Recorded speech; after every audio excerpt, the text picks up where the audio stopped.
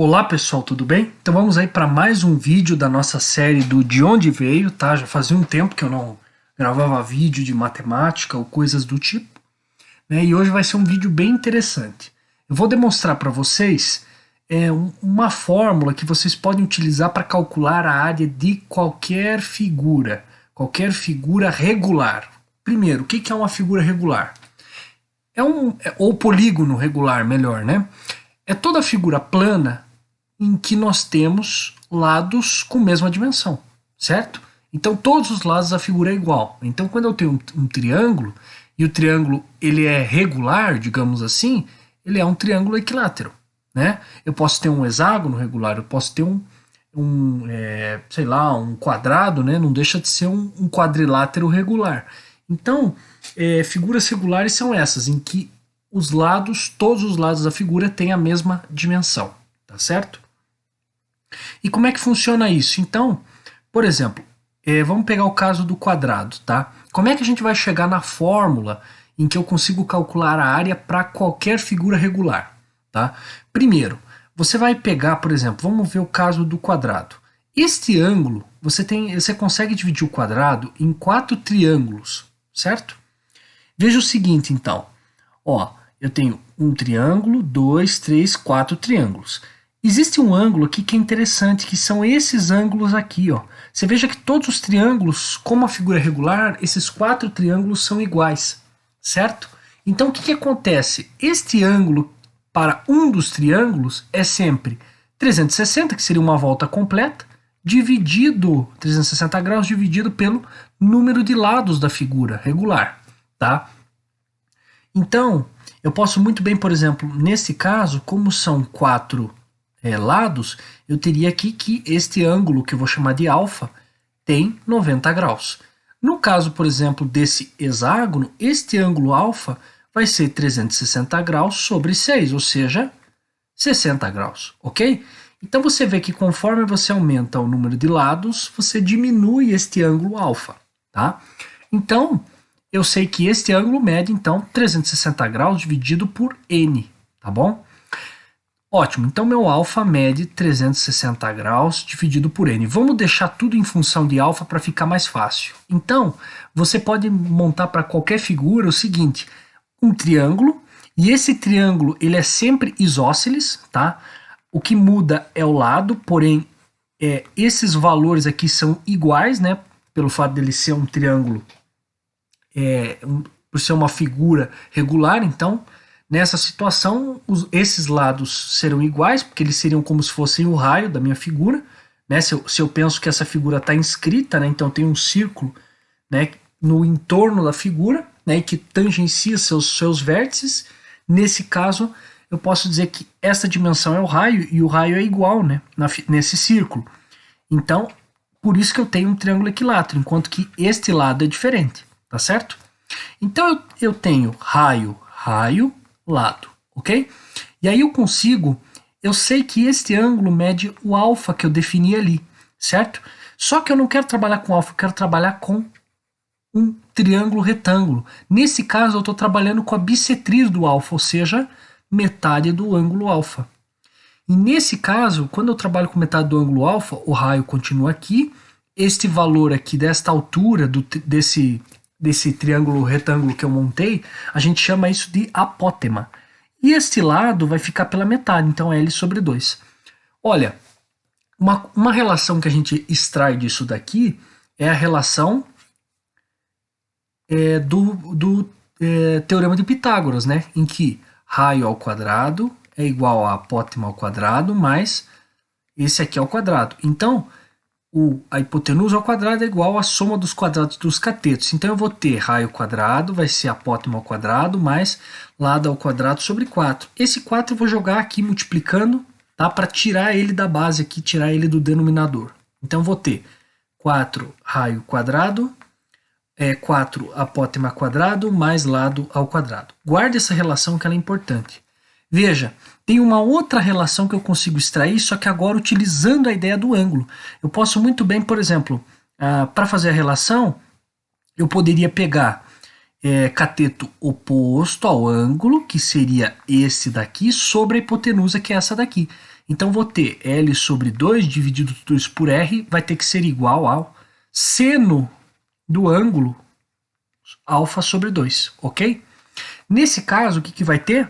Eu vou ter, aí eu jogo esse R para cá multiplicando, e esse 2 também vai cair multiplicando para lá. Então eu vou ter L, que é 2R seno de alfa sobre 2, ok? Legal, bacana. Então eu consegui uma relação do L em relação ao R, e eu tenho a relação do R, do A e do L, ok? Ótimo. Mas como que eu calcularia a área para uma figura genérica, certo? Então você tem que pensar que esse triângulo, eu vou ter vários triângulos para a minha figura regular, e eu preciso saber quanto que vale para um triângulo, porque os outros triângulos são congruentes, são iguais praticamente, né? A área deles é igual. Então basta eu multiplicar a área de um triângulo pelo número de lados, certo? E como é que eu chego à área do triângulo? Bom, a área deste triângulozão aqui é a apótema vezes o lado, dividido por 2, né? Para chegar na área do triângulo. Então vai ser apótema vezes lado sobre 2. E isso é para um triângulo. Só que eu tenho que multiplicar pelo número de triângulos que eu tenho, que é proporcional ao número de lados. Então a minha área vai ter que ser igual ao número de lados vezes a apótema vezes o lado sobre 2. Aqui, ok? Então é assim que eu defino a área. Legal, mas eu preciso, veja, para ter a área corretamente, eu preciso da apótema e do lado. Então eu preciso de uma relação em que a apótema seja alguma coisa igual ao lado, certo? E como que eu faço isso? Então eu vou isolar o raio aqui e vou jogar ele aqui dentro, porque aí eu vou ter uma relação entre lado e apótema. Então vamos vir para cá, eu vou copiar aqui as relações, então 4r quadrado é igual a 4azinho quadrado mais L quadrado, e a outra relação é L igual a 2r seno do ângulo aqui alfa sobre 2, ok? Bom, eu vou substituir, então eu vou isolar esse R nessa relação daqui, então eu jogo dividindo o seno e o 2, então vou ter que o raio é L dividido por 2 vezes seno de alfa sobre 2, ok? Agora eu substituo esse R nesta relação aqui de cima. Então vou ter 4, aí eu vou ter o lado ao quadrado, né? Porque o raio vai ficar ao quadrado. Mesma coisa aqui embaixo, então 2 ao quadrado, 4. E seno também vai ficar seno ao quadrado, então, de alfa sobre 2, ok? Esse 4 corta com esse 4, e aí a relação permanece a mesma aqui. Então 4 ao quadrado mais L ao quadrado. Então veja que eu cheguei na relação L ao quadrado dividido por seno ao quadrado de alfa sobre 2, que é igual a 4 ao quadrado mais L ao quadrado, ok? Qual que é o próximo passo? Eu jogo esse seno aqui para este lado, então vou ter L ao quadrado como sendo seno ao quadrado de alfa sobre 2 vezes 4 vezes A ao quadrado, mais, aí repete, seno ao quadrado alfa sobre 2 vezes L ao quadrado, ok? O que eu faço agora? Eu jogo isso aqui para o outro lado subtraindo. Então eu vou ter 1L ao quadrado menos seno ao quadrado de alfa sobre 2 vezes L ao quadrado igual seno ao quadrado de alfa sobre 2 vezes 4A ao quadrado, ok? Veja uma coisa interessante, tá vendo esse 1 aqui na frente? Eu consigo juntar esses L's ao quadrado se eu fizer o seguinte. Não sei se vocês lembram, mas pela identidade trigonométrica fundamental, que a gente já provou a validade dela aqui nesse quadro nosso de onde veio, você calcula da seguinte forma, você faz o seno ao quadrado de um ângulo mais o cosseno ao quadrado desse ângulo tem que ser igual a 1. Então, este 1 que eu tenho aqui, eu posso escrever desta forma, certo? Então, eu posso escrever assim, ó, 1, no lugar do 1 eu escrevo nesse formato daqui. Então, vou ter, ó, o seno do meu ângulo ali é seno ao quadrado, ok? De alfa sobre 2, mais cosseno ao quadrado, também de alfa sobre 2, tudo isso vezes L ao quadrado, menos seno ao quadrado de alfa sobre 2, L ao quadrado tem que ser igual ao seno ao quadrado de alfa sobre 2 vezes 4 ao quadrado. Se você olhar aqui, este seno vai juntar, vai ficar seno quadrado de alfa sobre 2 vezes L ao quadrado, que vai cancelar com esse desse lado aqui. Então vai me sobrar apenas o cosseno ao quadrado de alfa sobre 2 vezes L ao quadrado. Então vai me sobrar aqui, ó, cosseno ao quadrado de alfa sobre 2 vezes L ao quadrado, e o que tem do outro lado, que é o seno ao quadrado de alfa sobre 2 vezes 4a ao quadrado. Ok? Agora o que eu faço? Bom, eu posso isolar em função do A ou do L. Geralmente a gente trabalha com o valor do L, mas você poderia trabalhar com o A também. Mas como é mais comum o L, então a gente isola em função do valor.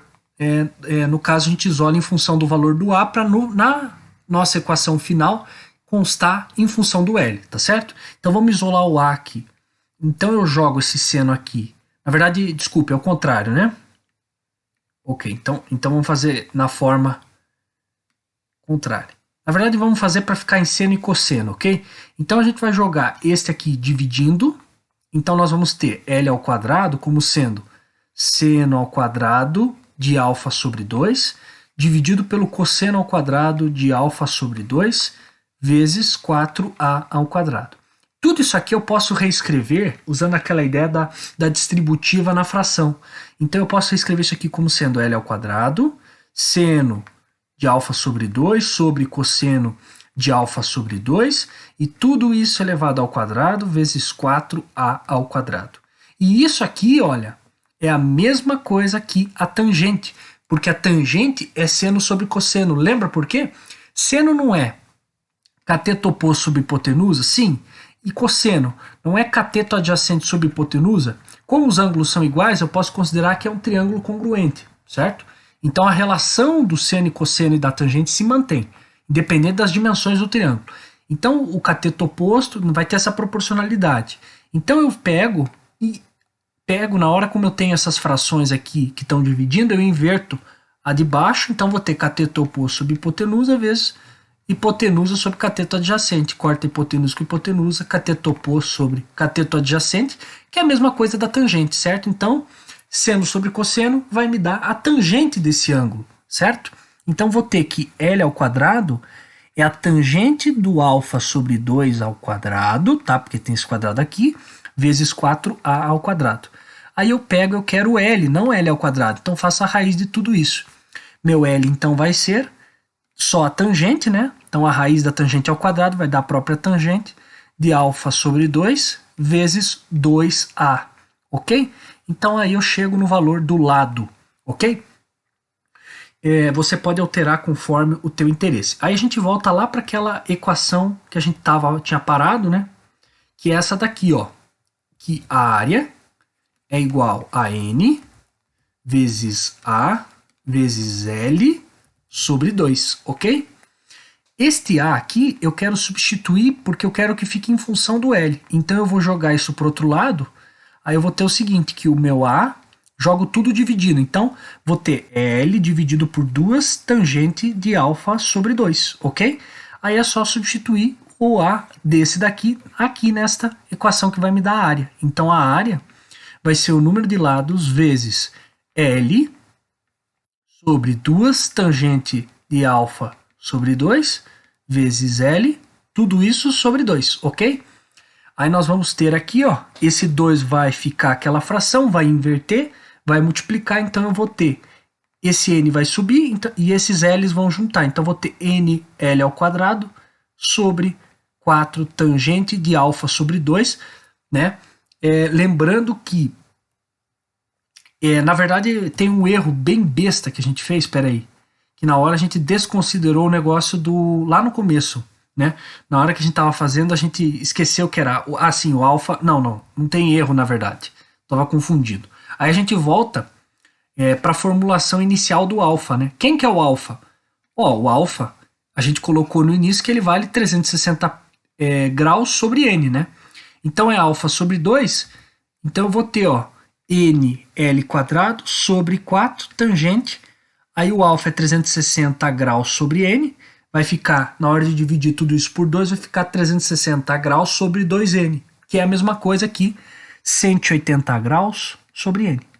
Então, desta forma, eu tenho esta equação que ela me fornece a área para qualquer polígono regular, desde que eu saiba duas informações: o número de lados desse polígono e a dimensão do lado do polígono, tá certo? Então essa aqui é uma equação que me fornece a área.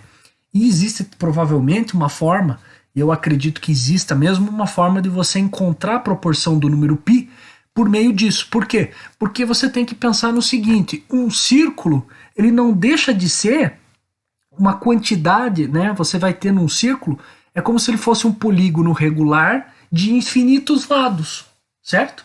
Então, se você trabalhar com o limite disso tendendo a infinito e pensar que o teu raio, nesse caso, né, você vai ter o raio valendo 1, você muito provavelmente vai chegar na constante π ao trabalhar com o limite, certo? E aí você chega aí numa forma, aí você consegue demonstrar a constante do valor do π, tá bom? Então esse daí é uma demonstração interessante, um tanto quanto complexa, mas é bem bacana porque você, com os conhecimentos do ensino médio, né, de seno, cosseno, tangente, né, trigonometria, você consegue muito bem chegar nessa formulação daqui, tá bom? Então, muito obrigado pela atenção de todos e tchau!